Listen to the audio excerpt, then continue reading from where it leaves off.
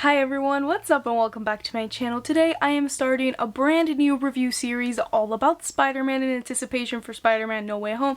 So today we're starting with Sam Raimi's Spider-Man.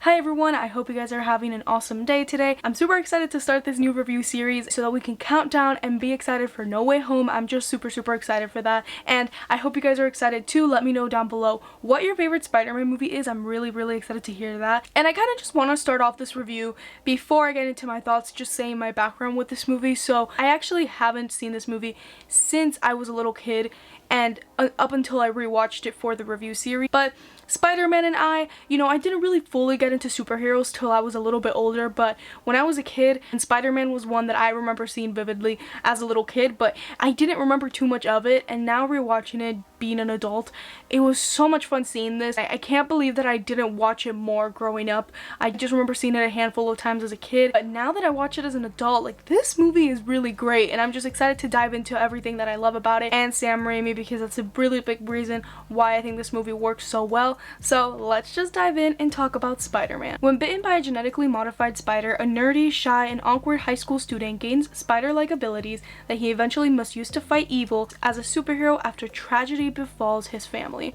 So I think this movie works really well to introduce the character of Spider-Man to people that maybe didn't read the comics. I genuinely think this movie works great as an origin story. I'll even go to say I think it's one of the better superhero origin stories in my opinion, and I really like Tobey Maguire in this role. I think he honestly fits the role of Peter Parker. I think when I imagine Peter Parker, I see this shy, nerdy kid that the description of Peter Parker has, and I think Tobey Maguire has that look to him. He's not my favorite Spider-Man, but I think as a Peter Parker he works really great, and I just really enjoyed his character in this movie. I feel like it's really easy to side with him. I think they make his character have enough layers in the beginning of the movie that makes it emotional for him, but also want to see him succeed because you've seen so many people treat him bad, and also you've seen how kind of life hasn't really given him enough chance to show himself off.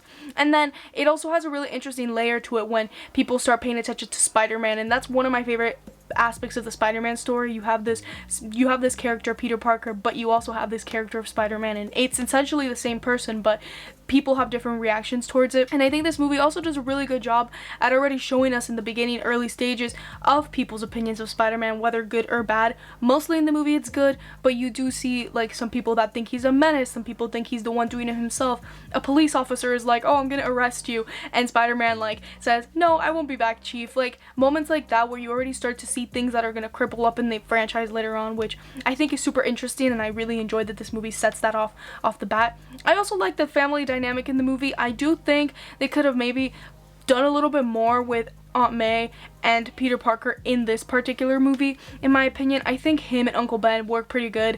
I cried when he died. It's pretty sad, especially because you kind of know he's gonna die watching it, or at least like now I know he was gonna die. When I was little, I didn't know he was gonna die. I was kind of like, oh my god, what? But it's interesting rewatching it because you see that conversation and Peter Parker keeps telling him, just tell me later, just tell me later, and you're kind of like, there's gonna be no later. So I think they did a good job with that. Continue to talk about Peter Parker as a character. I do think one negative that I do have with this movie, and I think the pacing of this movie is sometimes a little bit rough. I don't think this movie's boring whatsoever, but I do think the first, I would say, hour of the movie is really showing us the exposition, the backstory, just who Peter Parker is, and they're establishing that a lot, and then kind of the action starts kicking in after that. And I'm not saying there's not really action in the first hour, but it's pretty minimal, and I think, the pacing is a little bit strange because when I was rewatching it, I noticed that, in my opinion, it took a little while for the plot to get started, I would say, if that makes sense, because the Spider-Man, the whole thing with the spider, biting him happens pretty early on, but I think a lot of it is kind of trial and error for Parker, and I enjoy that aspect of the movie. I just kind of wish it was a little bit faster paced, because I do think after, in the third act, which I really like the third act of this movie, it's a lot faster compared to the first and the second act of the movie, so that's just something. But I still think it was important for them to kind of take a breather and let us kind of digest all of this, because it is a lot of information. I think they do a good job laying the groundwork for whoever's watching it, fans of Spider-Man, fans that don't know anything about Spider-Man. I think they did a really good job in that, and I'll always praise this movie for that. And the writing of this movie is also pretty good. I will be honest, it's a little bit cheesy sometimes, and that goes for the movie as a whole, but I don't mind it. This movie feels like a warm hug, and some dialogue in this movie is actually really, really good. And I also think the dialogue did a good job to grow Peter as a character, because we kind of see that at the beginning he'd do anything to get the girl, and then when he actually does have the girl, because MJ reveals that she really does want to be with him, he's kind of like taken aback, and he thinks of the quote that Uncle Ben gave him, and he's like, I have to really think about this. And I think that was great. I also think the way he almost like views the situation, he had a little bit of pride in the beginning of the movie, and that essentially is what got Uncle Ben killed, you know, because he let the robber get away, and, you know, the trickle of the butterfly effect. And I think at the end he grew from that as well, and just little really tidbits of character that all go back to the dialogue. And I really like Uncle Ben as a character. I think the little that he was in this movie, he made a really big impact that I really liked. And I really like Kirsten Dunst in this movie. I will say she kind of doesn't do anything but scream, but I like her in this movie. However, I don't know why she didn't recognize Peter Parker as Spider-Man. I've never understood that, like when she went to kiss him, or also just like